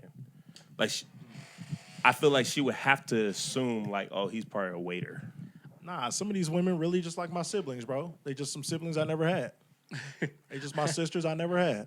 Shout out to y'all. I feel like that was a hot take where you're saying like I'm not disagreeing and I'm not agreeing because that's an interesting perspective. But I think that a lot of the times people don't respect women. Yeah. Being honest, and I think that because I myself have a lot of female friends, like I've always had a lot of female friends, and it's because like I'm gonna be honest, it's probably because I'm not trying to fuck them, and I respect them. I'm like, hey, I treat you evenly. Like, hey, like I'm like we're at Starbucks, like don't worry, I got you. Like I've always been like that. So, I think that because a lot of women don't get respect per se, or a lot of men are really like not respectful to women. It's like we either fucking or I hate you, and it's like. If that's the wave that you're on, that's the wave that you're on. But what I think happens sometimes, and I think this is kind of what you're talking about too, is like a lot of women don't get enough respect per se. So when someone does respect them, they're like, oh, he likes me. Otherwise, why would he be nice to me? Yeah. And I think it's like it's kind of like a bad toxic circle that we kind of run into. So, I mean, I could see where you're coming from too, but I think it just comes down to like the fact that a lot of people don't respect women for anything other than sex sometimes. Now that's a clip, baby. Woo, I boy. could see that somewhat, but even in my head, I always tell my wife, looks wasn't my biggest thing when I was if I was ever dating. Mm-hmm. Like I'm really after the first conversation. Like I know if, oh man, you got a vibe to you. You know what I mean? Like, and it could be almost any vibe, and I'll probably grasp onto it. But like I'm okay to have certain friendships, but I have strict boundaries for friendships. Absolutely. So what I'm saying is when he's paying for lunch, that's like so past my boundary for a friendship with a woman because I want her to know that there's a clear thing that I'm just cool with you, if that makes sense. Do you know what I mean? It's like, And maybe that could be because I'm married and I want to be a better human being. I don't want to be as toxic as I used to be. But like I really think in my head when it comes to women, the opposite sex, I try my best to make it clear. Like, oh yeah, we could chop it up, we could have conversation, but you said order you DoorDash you something? Like you fucking bugging. No, that's different. That's different. I'm not ordering it to your house. Like we was just hanging out talking about, hey, let's go to this bar real quick, go grab some wings, and we ate some wings and some beer. Just you and her? Just pay for it, yeah. But I'm not DoorDashing you to your house. And some beer too. Y'all have beer, wings, and you pay for it. Cam got to put out. Huh? I don't know. That just sound like. You know, that sound. I don't know. That's. I think it's, but like I'm saying, it's boundaries, though, right? So like I remember a few years ago, it was this chick I was hanging out with, right? And she was tripping. Let's wrap it up after this, please. Yeah. And she was tripping over this dude, right? So I was like, the dude ended up buying another girl some flowers for Valentine's Day. Ooh. And so she was like on the phone with me talking about it. She was like, oh, well, he bought her this for Valentine's Day. They was doing this, they was doing that. I said, yeah, like that's his other piece. Like it's pretty clear. Yeah. She was like, so you never bought, and then she said one of my close female friends' name, no flowers for Valentine's Day? I said, fuck no. Who? She said, why? Say her IG handle. Nah. She said, why? I said, because she got a man for that. I'm not buying you no flowers. Like, that sounds crazy. That sounds crazy. Okay, but I always thought in your friendships you would. Buy some flowers? Yeah, for you Valentine's seem like Day? the type to be really nice and just be like, yeah, here, you. No, that that's... nigga treating you like shit here. Like, really nice, just genuinely. For one, that's player hating, and for two, that crosses the boundary if there is boundary sets. You feel me? So I can't do that. I mean, I've never bought my friends flowers. I'll say that, man or female. So That's what I'm saying. Like, that's strange. I told my son to buy a girl flowers when she was just a homie. I can't do that, man. Nah, but he's playing the long game. That's different. No, I told him don't be playing no long game. It was more or less I told him do it just because. I was like, do it if you want to. In my opinion. Like if that's your homie, like especially like I feel like if you got a homie as a girl, like if she's dealing with boy problems, like you should step in halfway sometimes and like cover up for these niggas hurting their feelings. I really think that. That sounds like the long game. Now I'm about to sound crazy. Not like in a weird way. I'm saying like, you know the nigga, he probably cheated and he fucked up. Valentine's tomorrow, and you like, man, let me send this girl some flowers just so she don't be hurt. Nope, I don't agree with that because now and that's not your real homie. No, I don't agree with that because now I have to agree with you. So if I hold up, if I clear this. if her man was messing up, right? Yeah. And I bought her flowers or whatever to make up for the bullshit her man was doing, right? Now in the scenario, if she came out in the lingerie, I'm fucking. So because I done crossed the boundary now. So what's the deal? You gonna hit it just because you bought flowers? No, I'm saying because now I done crossed the boundary. Like that's past my friendship boundary. So if I'm making up for your lover or like somebody that you like, if I'm making up for that, I didn't cross the friend boundary. So now throw me the box. Here's the thing though, because that's like what? It sounds like you twisted from the beginning because that's how women treat each other, right? That's how I'm looking at it. Because women, if the man messed up like that, they coming over with ice cream, they gonna cuddle their girl, they gonna hold her down. Because that's the type of affection and love that she needs from a friend. I will give you a counterpoint right now, right? You're saying you're not a real homie if you don't do this, right? Yeah. All right. You and your homie running the 2-man, right? Yeah. And the girl that he's with, she's just like, hey, I'm not feeling you, dude. I'm going to go home.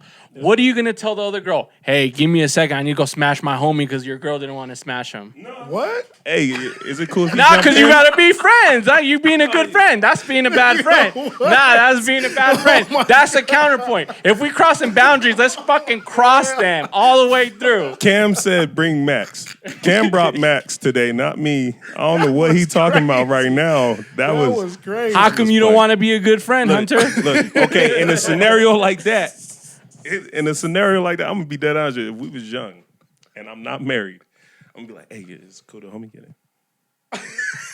So you're smashing your homie, or you're having him smash the girl with you? The girl with me. Hey. Oh, okay. Well, hey, then she left.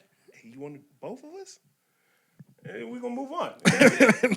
Looking out for the homie. Hell no. You did it Nah, before, it's Cam. not. I don't want It's to hear not. that. It's You not. did that shit before. I've Hey. never ran a train, bro. He's not. I seen you in a few. No, you lying. Oh, you were there swear. too? Yeah, I was in the room. No, I was never in the room. He was but like, I was right before you. I was in the room never with in you. the room with my ass out with I gave another you a high man. five, No, you man. did not. I was never in my room with this my man. dick and ass out with You- another man. I was. You fronting for the camera. I'm not. I'm being dead ass. I was Come not on, in the Cam. room with my I dick was and in ass there. out. I gave you a high five. Nah, it's You just tapped like me on the butt, It was and I a- was confused. Come on. It was a bruh. sticky high five. It's like what Pimp C said. I ain't been part of no trains. Yeah, he said Because if no- you in a room with none of that another freak- man, he's looking at your ass.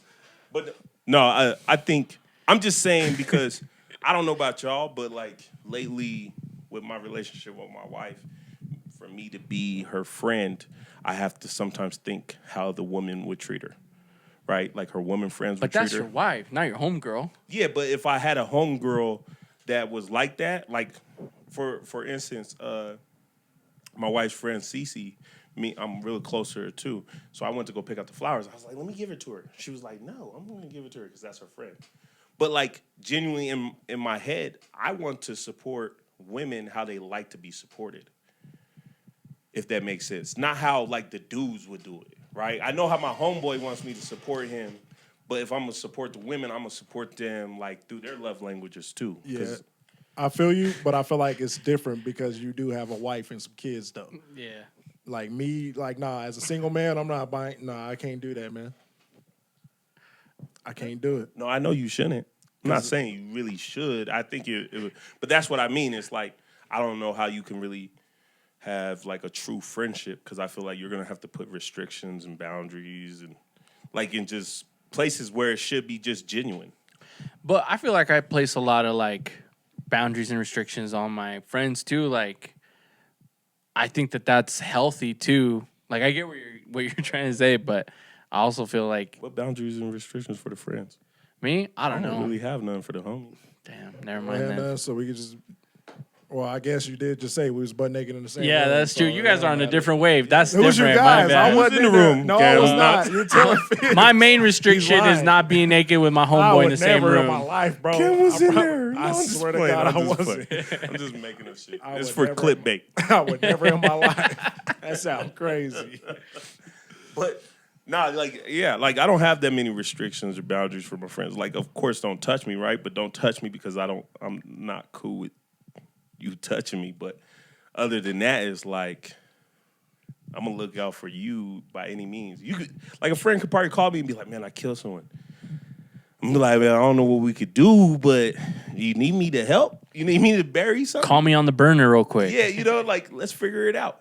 Like, I have no problem with that. If they're going through some breakup, yeah, man, let's go out. Let's go party, man. Let's go have some drinks. You know what I mean? Like, there's, like, no boundaries. Whatever they kind of need in that moment, if they really need me and I can offer it, I'm all for it. But I'm just saying, when you have a girl best friend, like, you really can't be her friend. I guess Like, it just sounds scary to me. You be her real friend, man, you might be in love. And she'll be pregnant if you're really a good friend to her, I feel like. Nah. She I gonna don't end know. up pregnant. You gonna end up like she gonna be crying, and you gonna be like, man, oh shit, don't be crying, hug her, and look her in her eyes, and then now everything's fucked up. Or she go through a breakup. You the only person she can call. Please come over, and she like, can you just lay with me? I'm sick of being alone. Nah, not Just all all of that. kind I of think sad shit, man. That's what I'm saying. Cat We- just me sitting and my on the friend- corner of the bed. You Nah, good? Me and my friends, me and my female friends got boundaries like that. I really feel like women need me for like man perspective, and I need women for women perspective. 100%. That's what it really is. It's more to be an ear to rationalize the shit. That's the that same for me. opposite gender be doing. I don't need to touch you to do that. Every woman that's here, that's what I just. But like, I'm cool with them like that, But I like, no, we're not friends. Don't consider me a friend. That's for me, Like, don't, because you consider me That a makes friend. sense. I just feel like there's going to be so many issues with this in so many different categories. Let me Because a start. friend could call me at any time. I feel like if you were to hug and cuddle all your friends and you did that to your girlfriends and your male friends, then that's like, okay, If he's his mama treating me died across the today, board. I'm gonna dap him up, give him a hug. He could be crying on my shoulder, I'm gonna let all that shit go. I'm not caring about no homosexual shit. Your daddy died, your mama died. Come here, dog. It's okay. Start crying. It's all good, man. It's whatever. You know what I mean? But if That a makes woman sense, that happened to a woman, she start crying, I still gotta be. Oh damn, that's yeah. I got to. I just, you know what I mean? Because I could grab her and then she'd be like, what if it triggers something in her head? She like, dang, he's the only one here for me right now. Yeah, see, But just like, now I gotta do it. that's why I need to start working in here. So let me get a chair at the shop, so all the girls can bring me their problems, and I'm like, you know what you should just do? Just throw it. You really away. don't No, want it I'm just because playing. once you start hearing all of it, you like, I'm you just all playing right? anyway. It should be sad though. It really do. You know what I mean? Like, I think it does help with how I see how men deal with women, but I think the shit is sad. Like women, it's not like they have it worse than men, but they're not used to covering up their emotions like we are. Right. So it feels easier. It's like I don't like my wife to go through racism, even though I can deal with it. Right? You know what I mean? that. Like I can't have my wife deal with someone mad at her about interracial. It like I can just tell it's gonna eat her up. But I can have someone call me the N-word. I can brush that off a little bit better than her. Let me. So you was trying to wrap it up. I ain't trying to hold you no more. You got birthday My situation bad. to get to, but let me just this last thing. Okay. I wanted to ask you about 2 songs we did, and then we can wrap it up. Okay, go ahead. Okay. So I just want to know your thoughts on these. So do you remember the song "Her Own Way" that we did? Yeah, it's yeah. out now. Go stream it. I love that song. Yeah, can you play it real quick or something? Can I play real quick? Yeah. Let me throw it. What was Doesn't the even other song? remember. The Players Club. That was a funny one, man. That was fun. That was a good day. This is Her Own Way. You remember this one? Yeah. What was you going to ask me about? Like, do you remember making it? Like, what do you think of this song? I don't remember it. You don't, for real? You guys don't remember No. the cuddle session or what? When you were making this song? I was telling somebody. He was on my bed. He was on my bed. See, it'd be funny. I was telling somebody about this other day. Somebody's bed. So when the song came out, I was like, that was probably my favorite song I ever created. And I was like, that was the first time we ever made a song, and you was hot at me. That shit was comedy because. So I remember the first time we actually recorded it. We was in like your basement like clowning and shit. So you did a rough draft. Yeah. And then like I came back after I wrote all my parts because I only had the hook down, and then you re-sung it. Yeah. So then I came back after that, like with all my verses and stuff. And then I think it's because I listened to the demo so many times that when you was re-singing it, you did like probably like 30, 40 takes. Yeah, and you yeah. was just like, man, it's some bullshit. You never worked this hard on a song. And I was just like, then fucking sing it, right? we sat there arguing. But like, I don't know, man. That was like my favorite song. Cause like, even from, I remember when I first wrote it, like in my head, I was just like, man, Hunter gonna sing this shit and it's gonna go crazy. Like I could just tell that was That's your favorite one, though? probably my favorite song I ever made, yeah. What? Mm-hmm. I feel like you got better shit. I probably do, but I just think like with I that didn't even one- like my hook that much. Like, I felt like I sucked on that vibe. Nah, with that one I could just hear that it's a record that could go somewhere is why I think it might be my favorite song. To where like people who would never listen to my music might hear that song and be like, oh wait a minute, but I fuck with this one though. I think that's why it's my favorite, because I could tell I branched out a little more than I ever really did. I think it's a really good one. It was just, I think I hated my part. Like, I didn't feel like I could be as great as I feel like I am, if that makes sense. You know what I mean? Nah, see, you sung the hook perfect. It wasn't supposed to be so crazy, but like I just think you did it just right. It wasn't supposed to be like a lot of notes and stuff. It wasn't even supposed to be like, it's not even really like singing, just like it's just a melody. And melodic shit. Yeah, you just sounded I think it's a better good singing it song, than I though. would. Overall, it's a good song. Best collab we have for sure. Great song. What do you think about Players Club? Which one? Because isn't there two? Yeah, the old one. It's funny. The one 'cause I did? Yeah, because how the old one even came to the new one. Like, you remember that? Yeah, no, I think that was the most funniest shit. It's crazy too, because I think during that song, that was me trying to display that rappers can take their life and exaggerate and make themselves whoever they want to be. Right. Do you know what I mean? And it goes back to the thing, like, we try to take our situation, make it sound worse than it was. Like, I remember I had a girl cheat on me. And when she cheated on me, I told the other dude, I said, man, you got to give me some money for that. And then in the song, I made it sound like I was a pimp, but really I was hurt. Yeah. You know what I mean? So in the song, it says, what I said? I said, pimp my, high school crush or something like Yeah, that. the first bitch I been was my high school crush. Yeah. And I was being funny. So, you could word it. He was fucking crying in the booth the whole time. I was crying though. You know what I mean? Like when I was younger, I was like hurt, man. Why would she go? She gave him oral sex. And then he told me, yeah, she like spit on me and and I was like, God damn it. This nigga She ain't telling never me- did no shit like that to me. Hurt, What the fuck? like- He's like, are you talking about the same girl? I ain't never had that ever happen to me. I'm 17 and this is my girl doing this other stuff. I even caught her at Jordan's house, I think, once.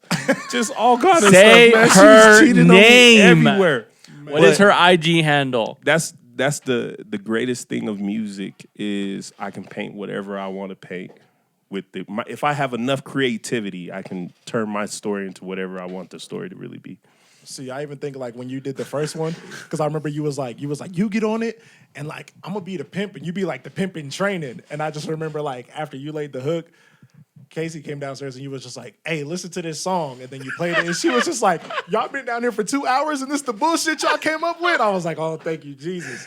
Oh So, my like- God. It sound hard though. And so like when I made the Release other the song. one, nah, because the new one, when I made that one, I kind of made it from that same perspective. Where Yeah. I was just like, that whole album is basically like me speaking from like an ego perspective where I was like, okay, but women did me wrong, but like I know who I am at the end of the day, but you can realize who I was. That's why it's called Do You Know Who I Am?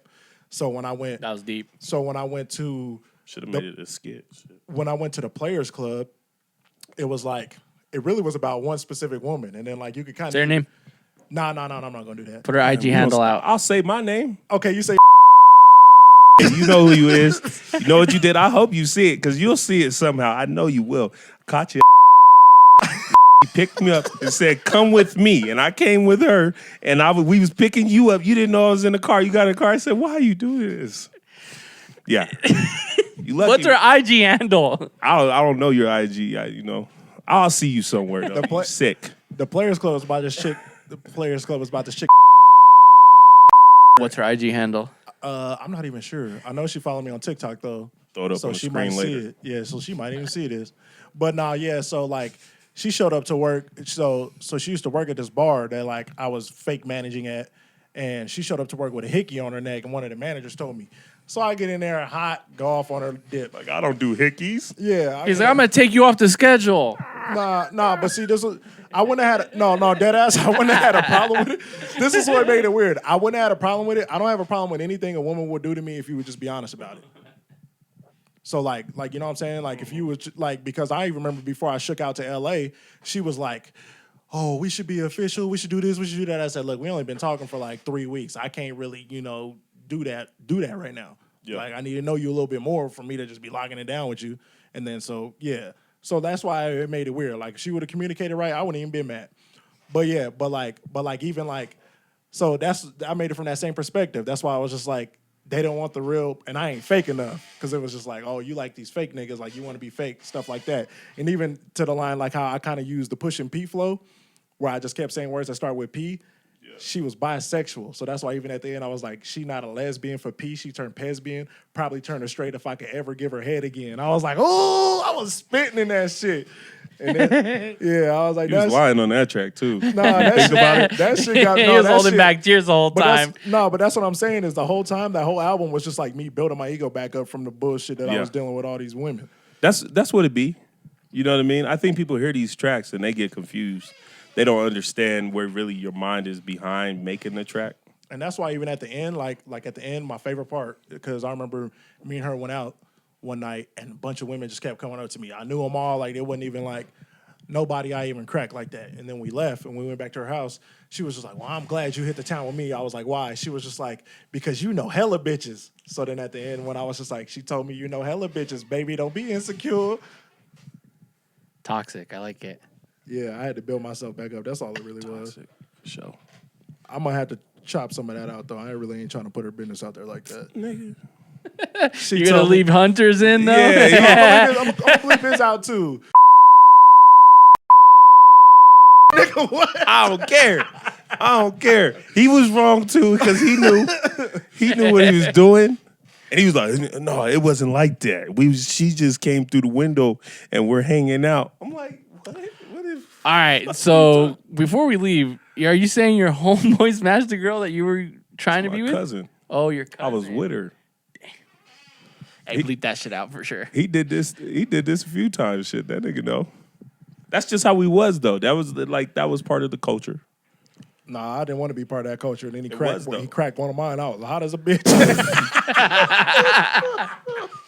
I was hot as a motherfucker, dog. It was part of the culture. So like I don't. It's not like I hate him for it. I just think it's funny. It is funny. We was kids. Now too. it's funny. It was funny back then. Oh. Like I'll be mad in the moment, but like I'll see him the next day every time.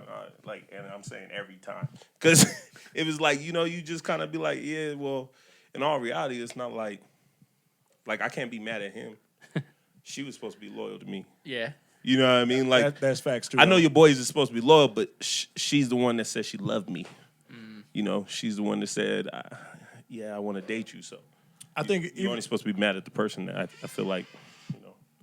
I think you just kind of should be mad at both of them because I feel like your man, like as your homeboy, And I shouldn't your try to family. I shouldn't try to fuck your woman, but like They shouldn't. No, yeah. Yeah, as your homeboy, I shouldn't try to fuck your woman, but like women shouldn't be so like low in their emotions that they be like, you know how I'm gonna get back to him? I'm gonna throw some box at his friends, or I'm gonna throw some box at his cousin. That's crazy. She wasn't trying to get back at me though. Let's make that clear. She was just being a freak. Not with you, but she was definitely being a freak. She was just being a freak. There was no get back. I was hurt. I was a sucker back then, man. I was hurt. He was like explaining it in detail, and you're Kicking just the like, car. damn. Man, this guy hates you. Your aunt comes out. What are you doing out there, Hunter? Yeah, man. All right, we out though.